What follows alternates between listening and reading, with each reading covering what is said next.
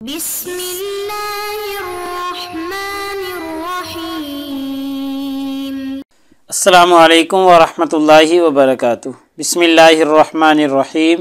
عزیز طلباء اکرام، ایم اے اسلامیات کے مضمون فقہ و اصول الفقہ کا آج ہمارا سبق نمبر 178 ہے، جس کا عنوان ہے کتاب النکاح کا الباب الثانی، اور انشاءاللہ آج ہم الموضوع الرابع سے پڑھیں گے۔ تو نیا سبق شروع کرنے سے پہلے ہم گزشتہ سبق کا خلاصہ دیکھتے ہیں۔ پچھلے سبق میں ہم نے سب سے پہلے عبارت کا ترجمہ اور عبارت کی مختصر تشریح پڑھی تھی، اور مختصر تشریح کے دوران کچھ مسائل کو ہم نے زیر بحث لانے کی کوشش کی تھی، جن میں ایک مسئلہ تھا کہ عورت کا نکاح اگر دو اولیاء نے کروا دیا تو پھر کیا حکم ہوگا۔ تو مصنف نے تفصیل کے ساتھ چیزوں کو بیان کیا تھا کہ اگر دو اولیاء نکاح کروا دیں اس کی دو صورتیں بنیں گی کہ اولیاء نے بیک وقت نکاح کروایا ہے یا آگے پیچھے کروایا ہے۔ اگر پہلی صورت ہے کہ بیک وقت کروایا ہے تو پھر نکاح فسخ ہو جائے گا، اور اگر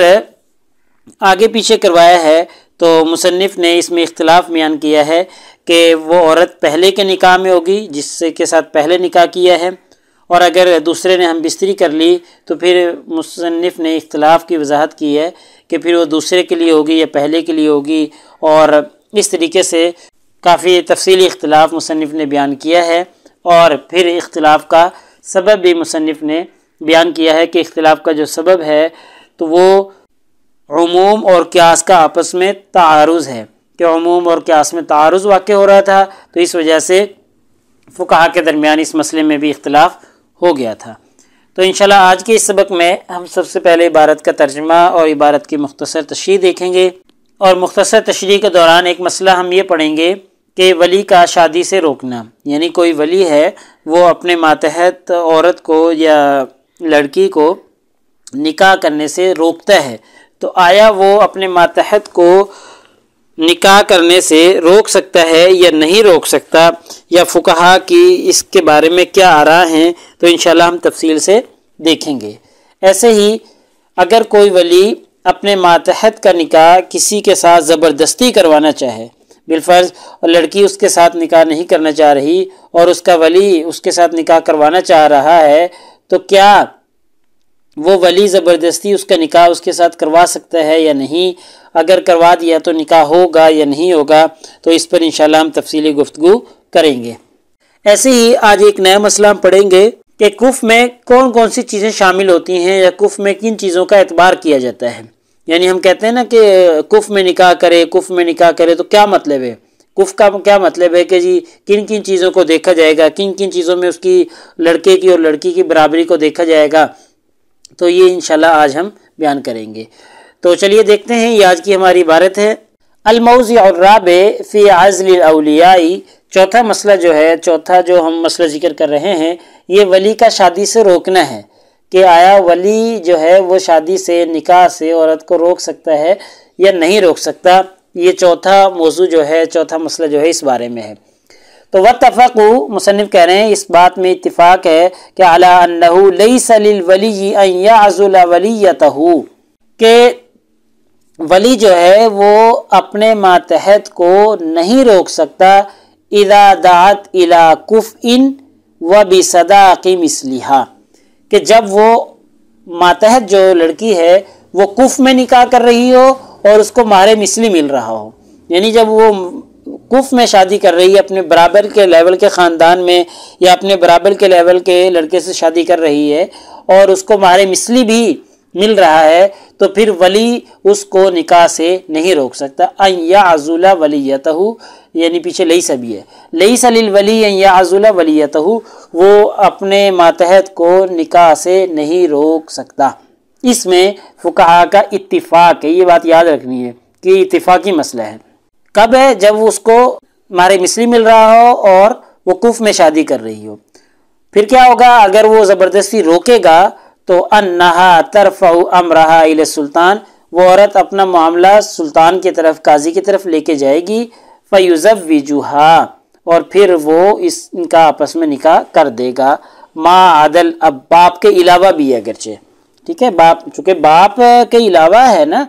سلطان شادی کر رہا ہے، باپ اگرچہ موجود بھی ہے، تو پھر بھی ان کا نکاح سلطان کر دے گا، یہ اتفاقی مسئلہ ہے۔ فَإِنَّهُ اخْتَلَفَ فِيهِ الْمَذْهَبُ، البتہ امام مالک رحمہ اللہ کا جو مسلک ہے اس میں اختلاف ہے۔ وَاخْتَلَفُوا بَعْدَ هَذَا الْاتِّفَاقِ، یہ جو پیچھے اتفاقی مسئلہ گزرا ہے، اس اتفاق کے بعد اسی مسئلے میں ایک صورت میں اختلاف ہوتا ہے۔ وہ صورت کیا ہے؟ فیما، وہ صورت یہ ہے کہ ہی الکفاءۃ المعتبرۃ فی ذالک، کہ جو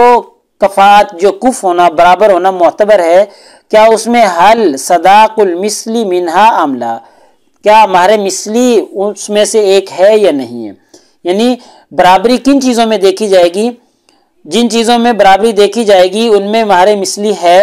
یا مہر مثلی نہیں ہے، اس کا اعتبار کیا جائے گا یا نہیں کیا جائے گا۔ تو یہ ایک اختلافی مسئلہ ہے، اس میں فقہا کا اختلاف ہے۔ یعنی اتفاقی مسئلہ تو یہ ہے نا کہ جب کف میں اور مہر مثلی اس کو مل رہا ہو تو پھر اس کو ولی بھی نہیں روک سکتا، لیکن اختلاف اس میں ہے کہ آیا مہر مثلی جو ہے یہ کف میں سے ہے یا نہیں، یعنی کف میں جن چیزوں کا اعتبار ہوتا ہے ان میں مہر مثل کا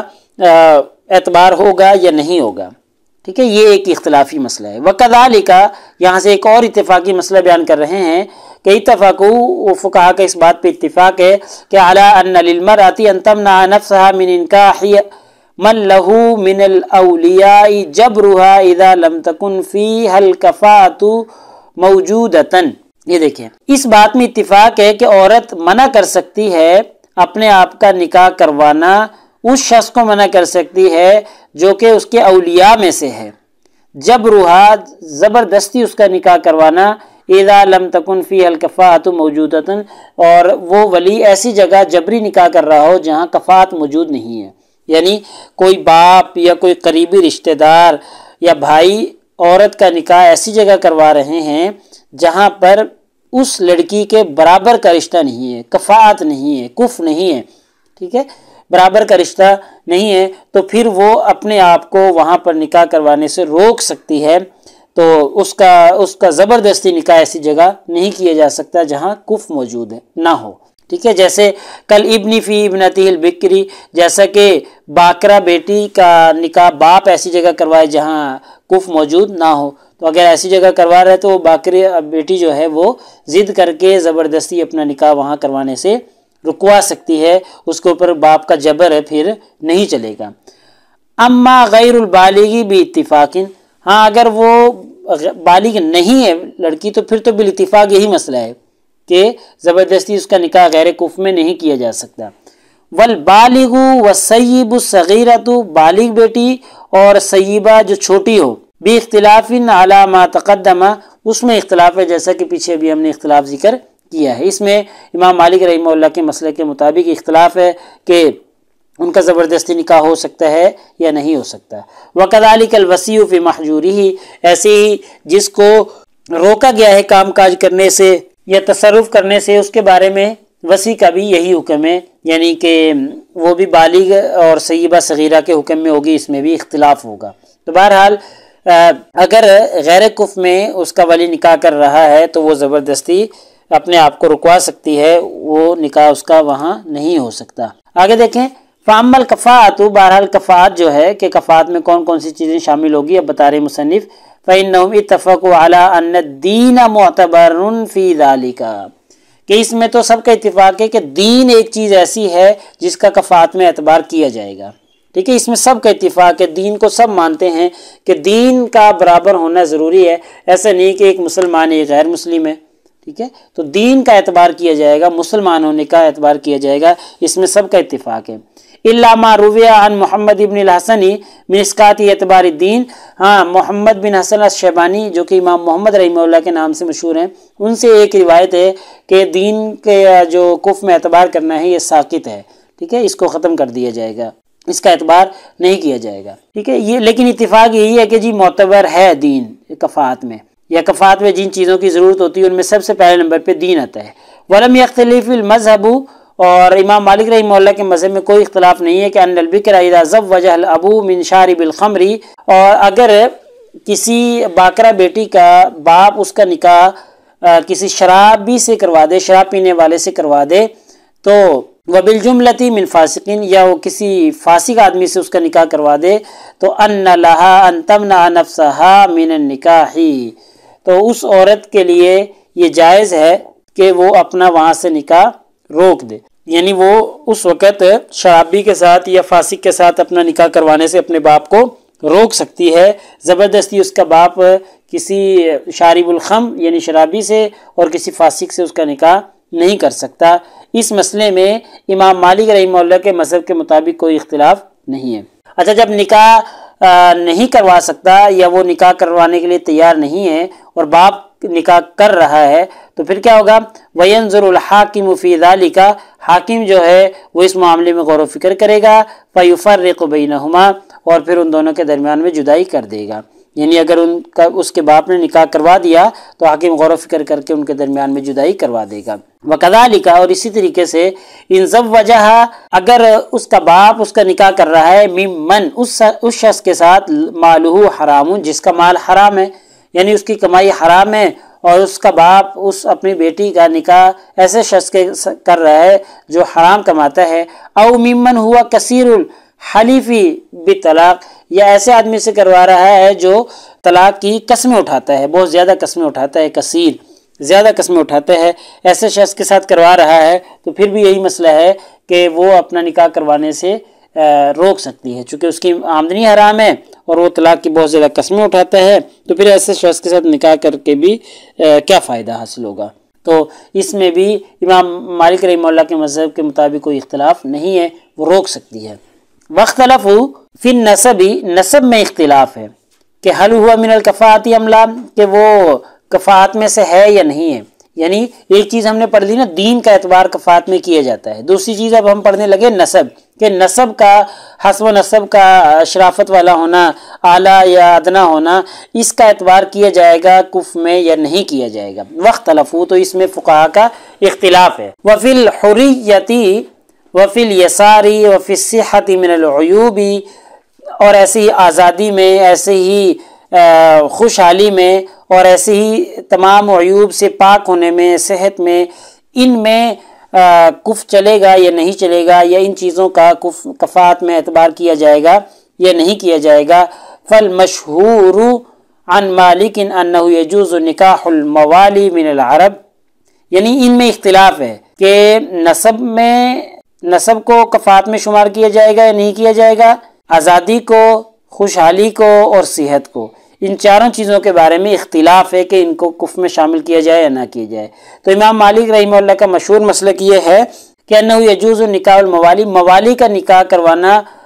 جائز ہے، من العرب، عرب سے ہے، ٹھیک ہے، یعنی موالی کسی کا آزاد کردہ غلام ہو تو